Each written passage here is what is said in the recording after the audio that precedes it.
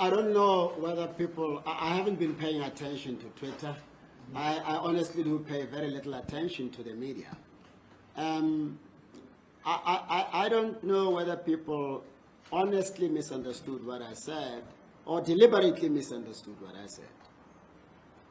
And maybe it's necessary to reiterate what I said. I said, if there is any vaccine that is being manufactured to advance a satanic agenda of the mark of the beast 666, if there is any vaccine that is being manufactured for the purpose of corrupting the DNA of people, that vaccine must be burned, it must die. God must intervene and destroy it. So anybody who supports a vaccine that infuses 666 in the bodies of people, anybody who supports a vaccine that is meant to corrupt the DNA of people, I would understand if they raise an alarm. That's it. I want every corrupt thing to be destroyed. And if it is politics, it is the kind of politics that I'm happy to advance anytime, anywhere. So people must come out. Do they support the satanic agenda? They must tell us what. They want us to have a 666 mark. They must tell us what. I'm not saying all vaccines, and I never say all vaccines are meant to advance their agenda. But if people want it to be made to look like, that's what I was saying, that's their problem.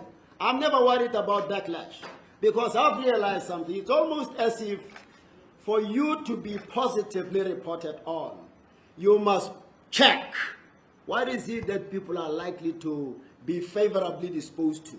What will the analysts say, the regular analyst I must say? What will the media say? I'm not that kind of a person. I don't live to be approved of. I don't suffer from affirmation or approval addiction. I reflect on what I believe needs to be said at any particular time, and I say it. Whoever wants to run wild with it is free to do that. I will never look backwards to check who is happy with what I'm saying, who is unhappy.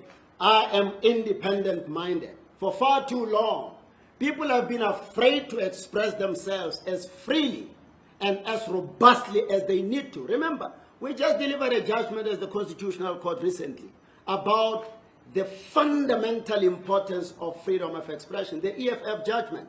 So people are not going to be allowed to manipulate us, to force us to toe their line, to think the way they think everybody else in this country and around the world ought to think. I'm not in that category. I'm not worried about fictional reputation. Oh, this is how a Chief Justice is supposed to behave. This is how a judge is supposed to behave. Where is the manual for that? Where do you get it from? What are you trying to have us comply with? I'm not a conformist. Our country, our constitution does not demand of us to be that way. So I didn't watch the backlash, but maybe it was not unexpected. Remember what I said to the CEO and the chairman? I said, you know, if they come against you for what I'm going to say, because I know prayer is controversial in South Africa. Insults are never controversial. No, it is prayer in the name of Jesus that is controversial. All other prayers are fine. So I'm not going to be begging for permission to pray. Never. In public and in private. I'm going to pray all the more. It is my constitutional right. I'm a Christian. I'm not going to be hypocritical. Being a robust Christian in private, in public, I pretend. Maybe so that when I deliver judgments that are in line with my Christian principles, people cannot spot it. I'm not that kind. We need to be open, we need to be transparent, and that's where I am. Did I assert as a fact that there are vaccines with 666? Two, where do you get this thing of separating my judicial responsibilities from my Christian beliefs from? Where can we look for it? In the Constitution or anywhere else?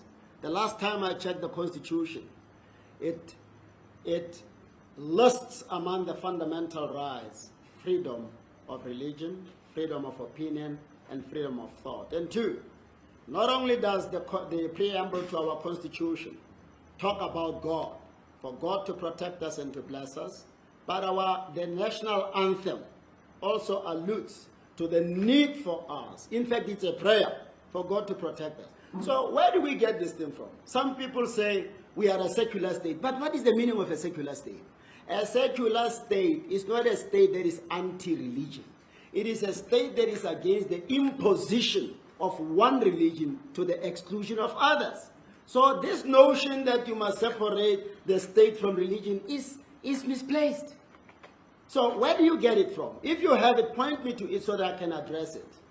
And so the thing about the vaccine, I'm not asserting it as a fact. I know that there is a lot of corruption in the world, in South Africa, in Africa, and elsewhere in the world. Look at what allegedly happened to the money that was allocated for the protection of people in this era. What happened? I tell you, if I had prayed openly before allegations of corruption in relation to that matter surfaced, if I had said, Lord, anybody who's going to be involved in corruption in relation to this money, deal with that person. You know what the response was going to be? The same question you are asking. Where did you get the information from that there is corruption in relation to the funding for COVID-19 related matters? So I'm crying unto God. Whether you call it politics or not, it's neither here nor there for me. And I won't stop doing it. I'm crying unto God. If there is any vaccine, I don't want it. I'm crying unto God for, this is the end time according to we Christians. So if there is any vaccine with 666, I want God to destroy it. If there is any vaccine meant to corrupt the DNA of people, I'm asking God to interrupt with it. Any clean vaccine, they must produce it quickly. People need that for their own health. So if anybody is going, don't pray against 666. Don't pray against Satan. Don't pray against corruption of the DNA. They can criticize until. I'm not worried about that. Well, people are not fools. And maybe there is an assumption that our people are thoughtless. And maybe there is an assumption that whatever somebody says in the public domain, our people are so foolish that they will swallow it without reflection. I refuse to buy into the narrative that our people are idiots, our people are thoughtless, our people will just embrace whatever Mogoeng says because it's in the public domain. Here is my position. My prayer is meant actually, and I hope it does, touch every well-meaning Christian to cry unto God and say, Lord, indeed, if there is any vaccine that would have this result, if there is any vaccine that would negatively affect the lives of people, that vaccine must never see the light of day. So people must pray against that. It's important. You can't say we must, as Christians, just hold our arms and say, yeah, no, whatever people come up with is fine. No, we can't. People must pray. People must pray. Not everybody accept, as you've reported. Some people have already said, no, this is wrong. Those are the people who will never buy into this. It's a clear indication that our people are not idiots. They are not just going to embrace what I say. Others will take it as a prayer point. Others will reject it for whatever reason. That's how it's supposed to be. So I'm not going to be saying, hey, the scientists are saying this. No, I'm not a scientist. I'm a prayer warrior. And I'm encouraging prayer warriors to pray. If there is any vaccine that is deliberately intended to do harm to people, that vaccine must never see the light of day. And any other medication, by the way, I extend it to any other medication that is intended to be harmful or that will accidentally be harmful to the people in this country, in this continent, and around the world, that medication must never see the light of day. I cry unto God to stop it from seeing the light of day. It's not my, I don't know anything about vaccines. What I can say now is that I don't think the vaccine must ever be compulsory. I saw something to the effect that, and I hope it was a lie, a statement attributed to a very important global organization, to the effect that they are considering e-vaccine or e-vaccination certificate for traveling. It must be voluntary. People must just run tests on us. If we are not positive, they must allow us to travel. You can't impose a vaccine on people. Why should you? Why should I have a vaccine in my system if I'm not positive? So those who bear the responsibility to make sure that the vaccine works, those who can vouch for the for the effectiveness of the vaccine and that it doesn't have negative side effects must be the ones to propagate it. I'm not a scientist, but what I do is that I'll pray for God's intervention. Some people don't care about what you say.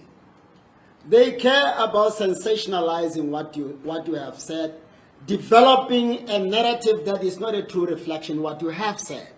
So they can extrapolate something and popularize it. Before you know it, there is no correlation between what you actually said and what is being reported on and what is trending. So where did I say I'm against vaccination? Where? That is the problem with South Africa and the reporting. Where is it? So there is, I don't know whether it is the laziness to think or a determination to push a particular agenda against some of us. I don't understand. Where did I say that? Where does it come from? So I'm not against vaccination. No.